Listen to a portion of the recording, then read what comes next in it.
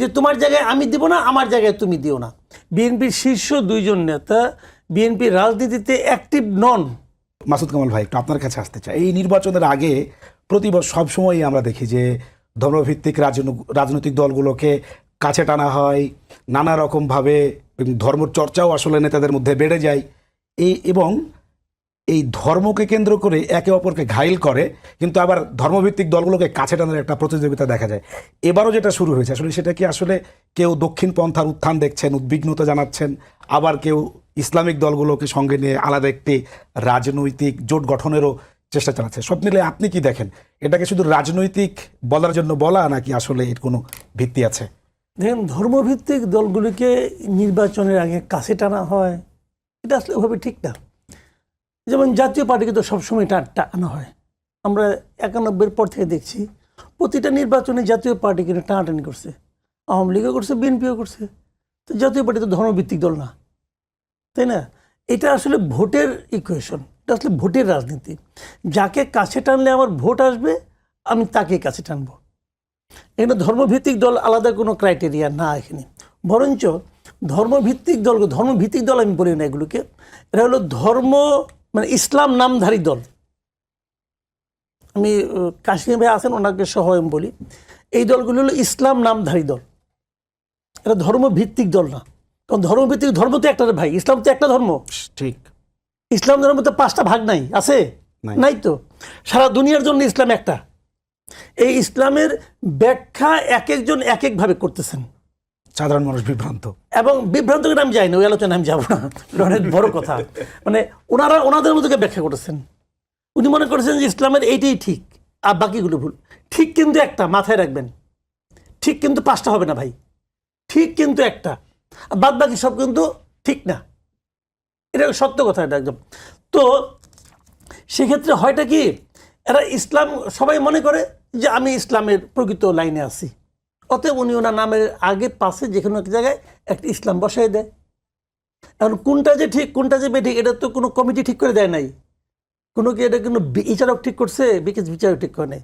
বরঞ্চ যারা সাধারণ মানুষ আছে, এটা তার যা নিজ বিবেকের ব্যাপার, তার বিবেককে সে প্রশ্ন করে। এই যে আমার কাছে এই খেলাফত মজলিস আসছিল, খেলাফত আন্দোলন আসছিল, ইসলামী আন্দোলন আসছিল, জামাত ইসলাম আসছিল, সবাই তো ইসলাম নাম নিয়ে আসে। তো এর মধ্যে আমার কাছে কোনটাকে ভালো মনে হয়, উনি ওনার কাছে ওনার মতো করে বিচার করে, যেটাকে ওনার মনে হয় যে না এটা আসলে বোধহয় মানে ইসলামের, আমি যেভাবে ইসলামকে বুঝি তার মধ্যে এটা আছে, উনি ওটাকে বিশ্বাস করে, বোধহয় বিশ্বাস করে না, এটাই। তো এটা হলো ওই কারণে, এটা হলো ভোটের ইকুয়েশন। এখানে কিন্তু নীতি নৈতিকতা যদি একই হতো তাহলে তো একদল হয়ে যেত ভাই। এখন যে জামাত ইসলামের নেতৃত্বে ইসলামী দলগুলোর যে একটা কথা আমরা বলছি, আমরা শুনছি, যেটা যে জায়গায় মতাদর্শগতভাবে কিন্তু সবাই সবার সঙ্গে কিন্তু হচ্ছে যে আলাদা আলাদা আকীদা আছে, সেই জায়গায় আপনি কি সম্ভাবনা দেখেন এদের আসলে? না, এটা হলো কি জানেন, ওনারা একটা ইস্যুতে আন্দোলন করতেছে, এক বা একাধিক ইস্যুতে, এবং এটা আপনি একই সময় সবাই কিন্তু একমতের অধিকার, একমত হলে একই দল হইতো, এক দল তো হয় নাই, সবাই যার যার জায়গায় আছে। এটা হলো নির্বাচনী জোট বলতে পারেন আপনি।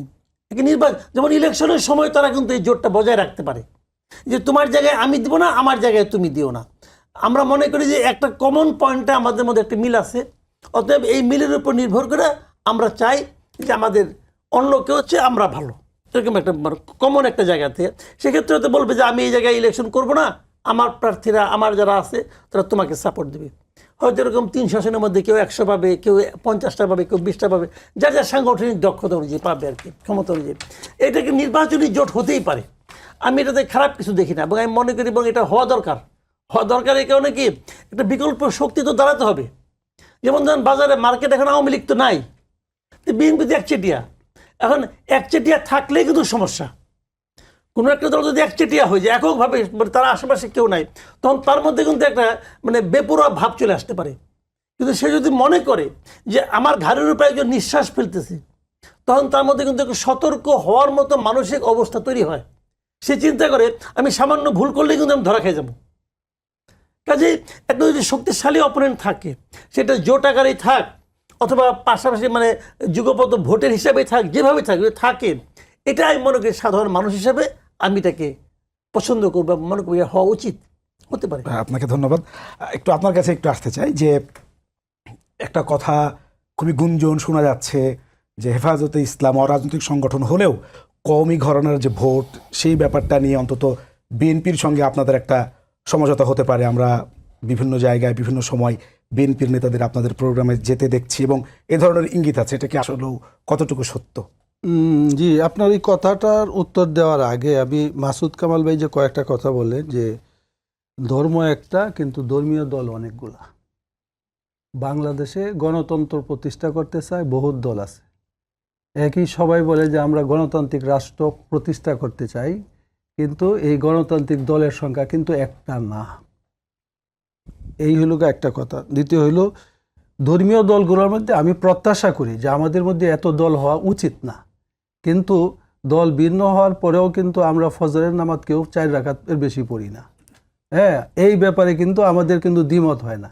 একই সাথে কিন্তু একই মসজিদে আমরা নামাজ পড়ি, অন্যান্য সব ঠিক আছে, কিন্তু ধর্মীয়ভাবে দলকে প্রতিষ্ঠিত করার ক্ষেত্রে আমাদের মধ্যে ভিন্নতা এবং ভিন্ন ভিন্ন দল হয়েছে, এটাকে আমরা অস্বীকার করি না। এবং প্রত্যাশাটা এইটাই থাকা উচিত ছিল, আমাদের সকলের এক দল থাকা ছিল। কিন্তু এই জন্য আমি এটাকে ধর্মীয় দল বলতে পারবো না, এটা ঠিক মনে করি না। দ্বিতীয়, আপনি যে বললেন যে ইদানিং মানে হেফাজতের বুট নেওয়ার জন্য বা আমরা হেফাজত বিএনপির দিকে চলে যাচ্ছি, হেফাজতে এই ধরনের ঘোষণা দেয় নাই। আর হেফাজতের এই ধরনের কোনো বুট ব্যাংক নাই। হেফাজত মনে করেন দল মত নির্বিশেষে আমরা যখন শাপলা চত্বরে আসছি বা এর আগের পরে বড় বড় যে সমস্ত আন্দোলনে হাজার হাজার লাখ লাখ লোক সমবেত হয়েছে, এখানে কিন্তু আমরা বিভিন্ন দলের লোক যারা দলীয়ভাবে ভিন্ন কিন্তু হেফাজতের কাজের সহযোগিতা তারা করছে, কারণ হেফাজতের ওই দাবির সাথে তাদের একমত। এজন্য আমরা মনে করি যে হেফাজত তার এই দাবিগুলা আদায়ের জন্য অনেক সময় মুসলমানদের মধ্যে তারা আমরা বিভিন্ন দলে, কেউ বিএনপি করে, কেউ বা অন্য পার্টি করে, কিন্তু তারা কিছু কিছু মৌলিক আমাদের যে সমস্ত দাবি দাবা যেগুলা ইসলাম এবং দ্বীনের জন্য এবং মুসলমানদের স্বার্থে আমরা করি, তারা মানে দলীয়ভাবে ভিন্ন থাকার পরেও কিন্তু এই ভিন্ন থাকা অবস্থায় কিন্তু এই দাবিগুলোর প্রতি মৌখিকভাবে না এভাবে না হোক তাদের একটা সমর্থন আছে। সেই জন্য আমরা মনে করি না যে একক কোনো দলের কাছে আমরা তারা আমাদের কাছে আসতে পারে। এটা যেটা আপনি লক্ষ্য করছেন যে এখন কিছু দল মানে হেফাজতের আমিরের কাছে যায় অথবা কোনো অনুষ্ঠানে তাদেরকে অতিথি করে বা তারাও কোথাও অতিথি হয়ে যায়। এই অতিথি হয়ে যাওয়া আসার মাঝে আমরা তো মনে করি যে দেশের অনেক সময় একজন আরেকজনের সহযোগিতার প্রয়োজন আছে এবং একজন আরেকজনের ডাকে যদি আমরা না যাই তাহলে তো আমার কথা আপনি কোনোদিন শুনবো না, আপনার কথা আমি কোনোদিন শুনবো না। সুতরাং এইটার মধ্যে আমি কোনো খারাপ কিছু দেখি না। আমি মনে করি যে আমাদের কাছাকাছি আসার জন্য এটার প্রয়োজন আছে। বাকি বুটের ব্যাপারটা তো কারো এমন বুট ব্যাংক নাই হেফাজতের কেউ বইলে দিলেই যে এই বুটগুলা এদিকে চলে যাবে। তবে মানুষে আনাগোনার মাধ্যমে একটা বুঝতে পারে যে এইটার সাথে এই দলের বড় লিডারের একটা সম্পর্ক ভালো, এই ভালোটার কারণে কিছুটা সুবিধা নেওয়ার একটা সুযোগ হতে পারে, এটাকে আমি নাকচ করি না। মানে এটাকে আপনি নাকচ করছেন, তার মানে আপনি ইঙ্গিত দিচ্ছেন আর কি যে হলেও হতে পারে এরকম? না না, মানে এই ধরনের সমঝোতা হওয়ার কোনো সুযোগ নাই, কারণ হেফাজতে ইসলামের নামে দেখেন হেফাজত যারা এখানে করে এটা বিভিন্ন দল আছে, যেই দলগুলোর সাথে কিন্তু হেফাজতের সম্পর্ক আছে এবং এই দলের বিভিন্ন নেতারা হেফাজতেরও নেতা। হ্যাঁ, দলীয়ভাবে কিন্তু তাদের ভিন্নতা আছে। সুতরাং এই ভিন্নতা থাকার পরে হেফাজত যদি ঘোষণা দেওয়া কোনো এক দলের সাথে চলে যায় আর অন্য দলগুলো যদি ভিন্ন দিকে চলে যায়, তো হেফাজতের নেতৃত্বের মধ্যে তো এটা ফাটল ধরে যাবে। তো এই জন্য আমি মনে করি না যে হেফাজত এই ধরনের কোনো সিদ্ধান্ত নিব। হেফাজত অরাজনৈতিক ছিল, অরাজনৈতিক থাকতে হবে, অরাজনৈতিকভাবে হেফাজতের বক্তব্য থাকবে, এইটাই আমরা মনে করি। ধন্যবাদ আপনাকে মালিক ভাই। একটু আমরা ভিন্ন প্রসঙ্গে আসতে চাই। আপনাকে পাওয়ার পরে আসলে এই প্রশ্নটা আমার মানে করতে ইচ্ছা করছে আর কি। এটা হচ্ছে যে আপনি যেহেতু দীর্ঘদিন ইংল্যান্ডে থাকেন, তারেক রহমান সাহেবের সঙ্গে আপনার যোগাযোগটা অনেক ভালো, আমরা বিভিন্ন সময় দেখেছি। তিনি সম্প্রতি বলেছেন যে তিনি দেশে ফিরবেন, এটা তো নিঃসন্দেহে নেতাকর্মীদেরকে উজ্জীবিত করছে। যেহেতু আমার প্রশ্নটা হচ্ছে যেহেতু আপনার সঙ্গে তার যোগাযোগটা খানিকটা ভালো, আপনি কি এরকম কোনো ডেডলাইন দিতে পারেন যে উনি ফিরছেন এই তারিখের মধ্যে বা উনি কবে ফিরছেন? ডেডলাইন তো দেওয়া মুশকিল। উনি নিজেই তো বলেছেন যে উনি খুব শীঘ্রই ভোটের আগেই বাংলাদেশে ফিরবেন। হ্যাঁ, এবং আমাদের মহাসচিবও ক্লিয়ার বক্তব্য দিয়েছেন। এই বিষয়ে আমরা মনে করি যে এই কারণে যেহেতু আমাদের ইলেকশনের ফুল প্রিপারেশন, আমাদের তো চেয়ারম্যান দেশনেত্রী বেগম খালেদা জিয়া, এবং উনি তো প্র্যাকটিক্যাল ফিল্ডে অলরেডি নেমে গেছেন। তো চেয়ারম্যান সাহেব, ভারপ্রাপ্ত চেয়ারম্যান, যখন উনি আসবেন তো উনি আমাদের জন্য প্লাস পয়েন্ট হবেন। এবং উনি তো ধরেন এটা এক্স্যাক্টলি ডেট আমি বলে যদি আবার এটা অন ইয়ারে বললাম, কিন্তু এই ডেট কোনো কারণে চেঞ্জ হয়ে গেল, তাহলে তো মানে এই কথাটা ঠিক হলো না। তো ওই জন্য আমি মনে করি যে মহাসচিব এটা অচিরেই একটা বক্তব্য দিবেন এবং দিন নির্ধারণ, কারণ আমরা অলরেডি ফুল প্রিপারেশন নেওয়া, যে কোনো মুহূর্তে উনি আসবেন। মানে এখানে ধরেন ওনার টাকার নিশ্চয়তা বা উনার তো যেহেতু সত্যিকার অর্থে যা যা প্রয়োজন ছিল এত বছরে, বা ঢাকা শহরে উঠবেন কোথায়, কিংবা ওনার মানে সব প্রিপারেশনটা দলীয় প্রিপারেশন, বা ম্যাডামও যেখানে এখন ফুল প্রিপেয়ার্ড যে উনি আসবেন, উনি যে কোনো সময় চলে আসবেন ইনশাল্লাহ, এবং দেখবেন কোয়াইট সারপ্রাইজ একটা জাতীয় পাবে। মাসুদ কামাল ভাই, মাসুদ কামাল ভাই, আপনি শুনছিলেন যে খুব দ্রুতই জনাব তারেক রহমান দেশে ফিরবে, এবং মালিক ভাই বলছেন যে বেগম জিয়া ইতিমধ্যেই তিনি ভোটের মাঠে সক্রিয় হয়েছেন। বিএনপির ভোটের মাঠে এই দুইজন ব্যক্তির সম্পৃক্ততা বিএনপির জন্য নতুন মাত্রা যোগ করবে কিনা, এবং সেটা আমরা যে ধরনের সমালোচনা এখন দেখি বিএনপির ক্ষেত্রে সাংগঠনিক এবং হচ্ছে যে তৃণমূলে, এটা কিভাবে আসলে বিএনপিকে এবার ঘুরে দাঁড়ানো অথবা হচ্ছে বিএনপিকে উজ্জীবিত করতে?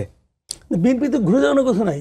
বিএনপি তো এখন মানে আপনার ফোরফ্রন্টে আছে, তারা তো পিছিয়ে নাই। ঘুরে দাঁড়ানো কি, একজন লোক পালাচ্ছে, তারপরে একটা কিছু পাইলো ভালো সংবাদ, সে ঘুরে দাঁড়াইলো। এটা তো ঘুরে দাঁড়ানোর কোনো ব্যাপার না। বিএনপি তো সবসময় ভালো অবস্থায় আছে, বরঞ্চ বিএনপি আরও ভালো অবস্থায় কীভাবে যেতে পারে সেটা নিয়ে আলোচনা। এবং শেখ হাসিনা এই দেশ থেকে চলে গেছে 1 বছরের বেশি সময় হয়ে গেল। এই 1 বছরের বেশি সময় ধরে বিএনপির শীর্ষ 2জন নেতা বিএনপির রাজনীতিতে অ্যাক্টিভ নন। এখন এটা হলো বিএনপির জন্য সবচেয়ে একটা আমি মনে করি নেতিবাচক দিক। বিএনপি এই প্রশ্নের মুখে যখনই পড়ে বিএনপি কোনো জবাব দিতে পারে না, কোনো জবাব নাই। একজন জবাব আছে যে উনি অসুস্থ, উনি হয়তো অতটা ফিট না, ফিজিক্যালি হয়তো আসবেন না, কিন্তু ওনার তো মস্তিষ্ক তো সচল, উনি নিশ্চয়ই নেতাদের সঙ্গে কথাবার্তা বলেন। কিন্তু সেই কথাগুলো নেতারা ওখান থেকে বেরিয়ে এসে কিন্তু বলতে পারেন যে আমাদের নেত্রী কথা বলছেন। এতে কিন্তু বিএনপির যারা সমর্থক আছে, বিএনপির যারা ভোটার আছে, তারা কিন্তু উদ্দীপ্ত হয়। সেটাও কিন্তু আমরা খুব একটা শুনি না। আগে নয় তার পলিটিক্সের উপর এক ধরনের নিষেধাজ্ঞা ছিল, এখন তো সেটা নাই। তো ওনার কথাগুলি আমি তো মনে করি উনি খুবই অ্যাক্টিভ আছেন, মানে মেন্টালি অ্যান্ড ইন্টেলেকচুয়ালি। তো এক্ষেত্রে ওনার যারা নেতা ওনার সঙ্গে মাঝে মাঝে দেখা করতে যান, কিন্তু তো ওনার সঙ্গে তো আলাপ করতে পারেন, উনিদেরকে দিক নির্দেশনা দিতে পারেন, এবং দিয়েও থাকেন বলে আমার ধারণা। যেগুলো দেন এগুলো ওনারা বলেন না কেন, ওনার নাম নিয়ে বলা উচিত। এরা কী পলিটিক্স করে আমি বুঝি না। সত্যি কথা বলতে আমার পাশে বিএনপি একজন লিডার আছেন, ওনাকে সহ আমি বলি, ওনারা যে কী পলিটিক্স করে এটা আমার কাছে মাঝে মাঝে বুঝি না। মানে ওনারা হয় কি জানেন, এক ধরনের লেথার্জিক ব্যাপার ওনারা এসে পড়ছে। ওনারা ধরেই নিছে যে আমরা তো জিততেই আছি, আমরা এখন নড়লেও জিতবো, না নড়লেও জিতবো। এটা ঠিক না। একটা পলিটিক্যাল পার্টি ভাইব্রেন্ট হওয়া উচিত। একটা পলিটিক্যাল পার্টি সবসময় সচল থাকবে। যখন সে 1 নম্বরে আছে, এগিয়ে আছে, তখনও তাকে আরও জোরে যাওয়ার জন্য একটা তার মধ্যে একটা তাগিদ থাকতে হবে। এটা আমরা দেখি না বিএনপির মধ্যে। আমি বেসিক্যালি বিএনপিকে নিয়ে কিছু কিছু ক্ষেত্রে হতাশ। আমি তাদেরকে আরও বেশি দেখতে চাই। বিএনপি আরেকজন নেতা যিনি আছেন, উনি 1 বছরের বেশি সময় হয়ে গেছে বিদেশে আছেন। নিশ্চয়ই উনি বলেছেন ওনার থাকার পেছনে সঙ্গত কারণ আছে, উনি বলেছেন, কিন্তু আমার এতে কোনো আপত্তি নাই। কিন্তু একজন ভোটার হিসাবে, একজন দেশের নাগরিক হিসাবে আমি জানতেই চাই যে দেশের সর্ববৃহৎ রাজনৈতিক দল যারা নাকি আগামীতে ক্ষমতায় যাবে বলে সবাই মনে করছে, এবং আমি নিজেও মনে করি, সেই দলের প্রধান নেতা বিদেশে সঙ্গত কারণে আছেন। সেই সঙ্গত কারণটা কি সেটা আমি কেন জানবো না? এটা জানার অধিকার আমার কাছে আছে। উনি ইংল্যান্ডে অনেকদিন ধরে আছেন, ইংল্যান্ডে কোনো লিডার যদি এই কথা বলতো ওনারা ছাড়তেন? মানে এই কথা জবাব দেন। সঙ্গত কারণটা কি? হয় উনি বলবেন